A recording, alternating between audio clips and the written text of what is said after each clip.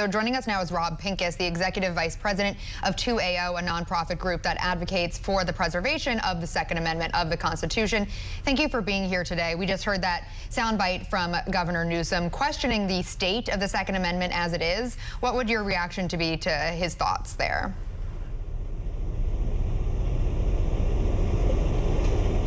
Yeah, combining that with the opening of the show when he talked about freedom, I think it's important to really get a perspective on the fact that freedom isn't safe. Freedom is the opportunity we have to be responsible. It's the opportunity we have to be free to make choices. And unfortunately, some people make poor choices.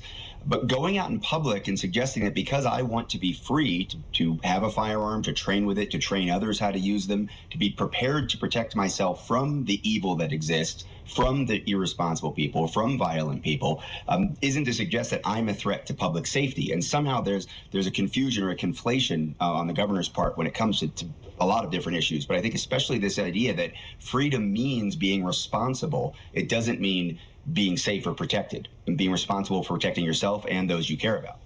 Right. So when incidents like these mass shootings happen, the first thing that we hear every single time is, okay, we need more gun laws. What about gun reform? Where's the next step as far as gun control goes, right? So California has more than 100 gun laws on the books.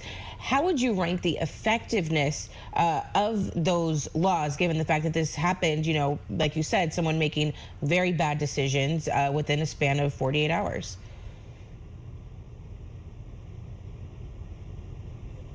Yeah, well, it approaches zero. The people that are affected by gun laws and by gun control are people like me, people who work in the firearms industry, people who have a harder time employing people, a harder time bringing products to market, a harder time people and educating people. I work in California every year. California has some of the most responsible gun owners that I've ever met, and they try to jump through the hoops. They try to follow the laws. They try to make sure they're not running afoul of some of the incredibly vague and convoluted laws, both at the federal level and at the state level. And they're restricted from owning a lot of different types of firearms they might want for hunting, for recreation, and for personal or home defense. And yet, we still see this violence. These types of laws that only affect the law abiding are obviously not going to solve the problem.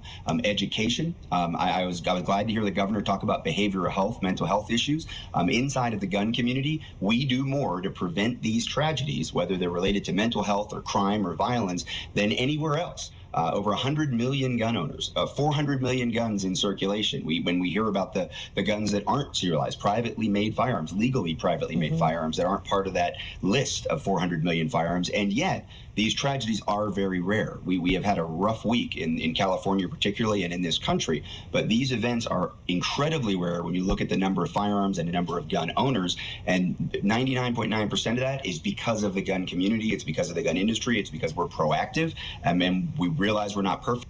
We're trying to do better every single day, and we need advocates and we need allies, not threats from governors and presidents to take our rights away. So rare or not, though, each incident is devastating to the people that it impacts.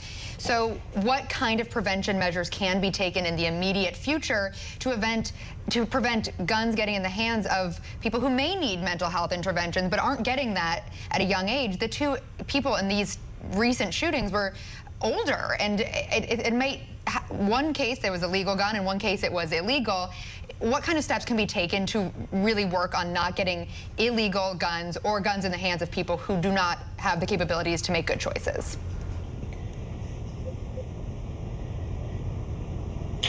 Inside of the gun industry, I think we do a very good job. Organizations like the National Shooting Sports Foundation, the trade organization that sort of oversees and helps gun manufacturers and gun retailers legally operate their business, responsibly operate their businesses, does a lot to prevent straw purchases, to make sure that kids aren't getting access to guns.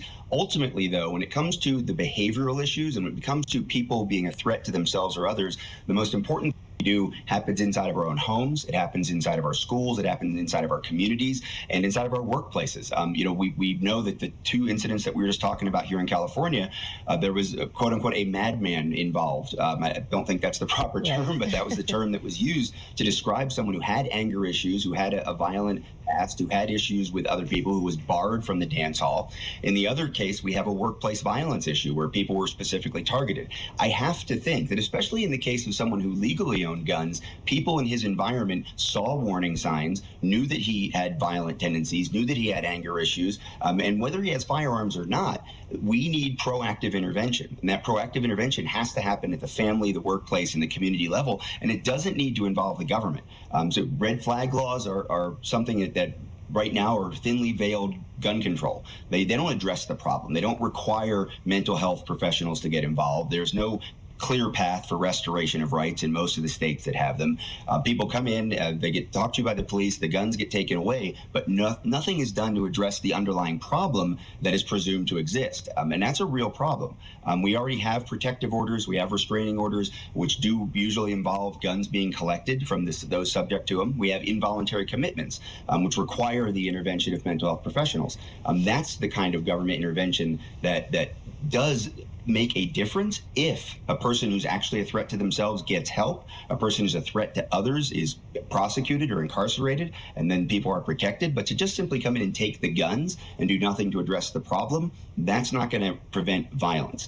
And if people don't speak up about potential threats or concerns to each other and in the workplace and in the families, then we're going to continue to see these problems, and people are going to say, oh yeah, we knew that guy had a problem, or the police interacted with multiple times in the past, and yet nothing was really done to address the underlying issues. So you mentioned red flag laws, and I think that, that's something that has kind of become like a buzz phrase when we have this conversation, right? When you talk to Second Amendment supporters, and agreeing with what you said, that, that this is just another way to control guns and to just take away guns, as you said. If we don't have those, then what do you think is the alternative? When you do have somebody who maybe has crossed the line, has been investigated by police before, you think they should keep their guns, or what is the alternative here?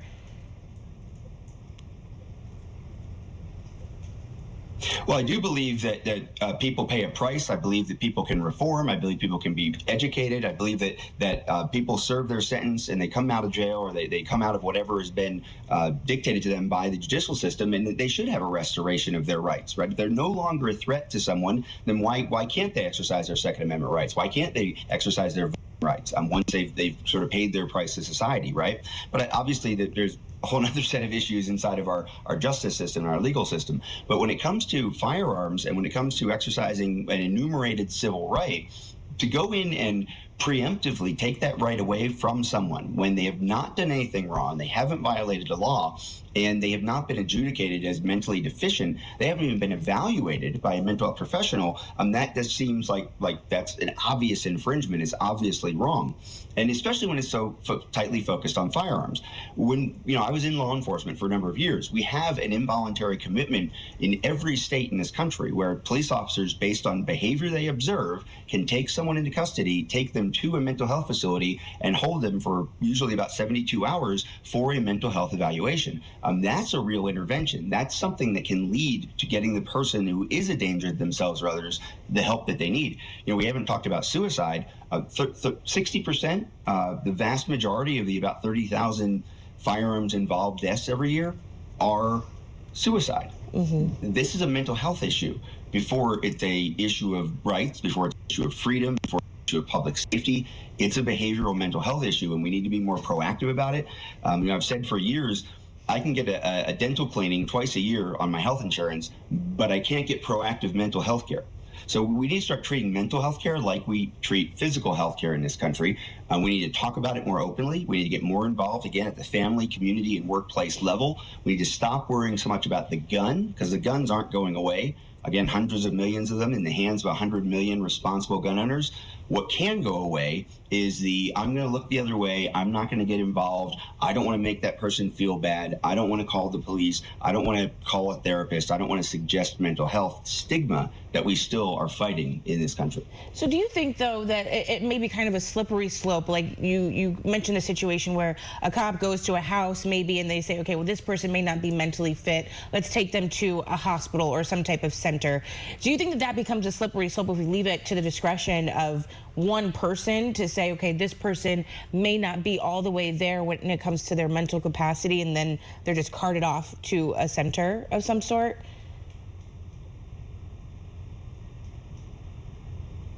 Well, there's we know in this country that the civil rights of people dealing with mental health issues have been addressed and have been protected for a long time. In fact, so much so that it's much harder to get someone through an involuntary than it used to be, and police are very hesitant to do it because of the exact concerns that you have. I think that's appropriate. I think that we should be really careful about who we incarcerate, who we take into custody, who we put into a hospital. But with a 72-hour hold, and with the mandate of a mental health evaluation as part of that, you're actually addressing a potential problem. And obviously, in any system, there's going to be abuse, there's going to be mistakes that are made. But at least let's make a mistake in a way that seems to offer a real solution, a real intervention. Let's not just take away take away your right to keep and bear arms, and then leave that person who supposedly is a danger to themselves or others out on the street.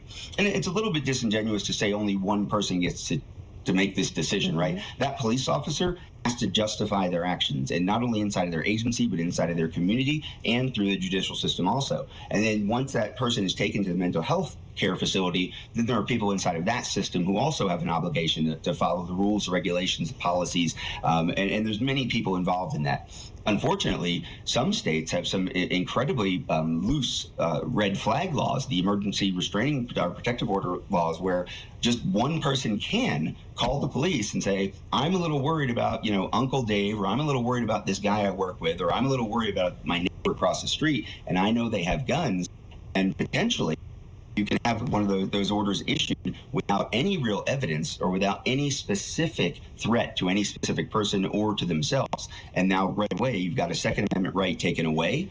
And at that, there is no path in almost every state for any clear restoration of rights. And there is no state in the country that requires a mental health evaluation with a red flag law. And that makes no sense to me. It makes no sense to the gun community. And that's why there's so much resistance to any law that resembles the typical red flag law across the country now. And again, it creates an enemy of the gun owner for the person who may be very well intentioned, the elected official or the government official that's very well intentioned and believes these laws can help.